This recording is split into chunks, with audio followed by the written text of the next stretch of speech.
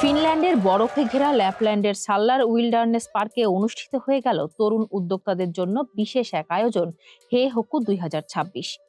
2 দিন ব্যাপী এই আয়োজনে নেতৃত্ব এবং উদ্বোধনী দক্ষতা দেখিয়ে নজর কেড়েছেন বাংলাদেশি শিক্ষার্থীরা। ফিনল্যান্ডের ওলু অন্টারপ্রেনারশিপ সোসাইটির বর্তমান প্রেসিডেন্ট বাংলাদেশি শিক্ষার্থী ফারহান ফুয়াদ উৎসবের নেতৃত্বে এবারের আসরটি বসে। এতে হেলসিঙ্কি, তুর্কু, তাম্পেরে এবং ইউসকলা সহ ফিনল্যান্ডের বিভিন্ন শহরের 34টি উদ্যোক্তা দল ও কোম্পানির প্রতিনিধিরা অংশ নেন। এবারের আয়োজনে পিচিং ও হ্যাকাথনে বিভিন্ন উদ্বোধনী প্রজেক্ট প্রদর্শন করে পুরস্কার জিতে নিয়েছেন বাংলাদেশি শিক্ষার্থীরা। বিশেষ করে কৃত্রিম বুদ্ধিমত্তা বা এআই এর মাধ্যমে দৈনন্দিন জীবনের জটিল সিদ্ধান্ত সহজ করার একটি গেমিং প্রজেক্ট বিচারকদের প্রশংসা কুড়ায়। বিজয়ীরা জানান, ব্যাংক অ্যাকাউন্ট খোলা বা সঠিক গ্রুপ খুঁজে পাওয়ার মতো কাজগুলো এআই এর মাধ্যমে আরো সহজ করার লক্ষ্যেই তারা কাজ করেন।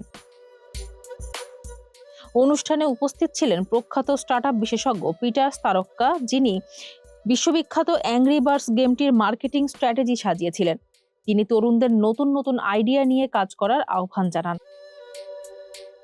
ফিনল্যান্ডের বর্তমান চাকরির বাজারে অনিশ্চয়তা থাকলেও বাংলাদেশি শিক্ষার্থীর এমন উদ্যোগী ভূমিকা ও আন্তর্জাতিক পর্যায়ে নেতৃত্বের প্রশংসা করছেন স্থানীয় ও প্রবাসী উদ্যোক্তারা। তরুণদের এই পথ চলায় আগামীর কর্মসংস্থান বদলে দেবে বলে মনে করছেন সংশ্লিষ্টরা। ফারজানা হাসিন, মানবকণ্ঠ।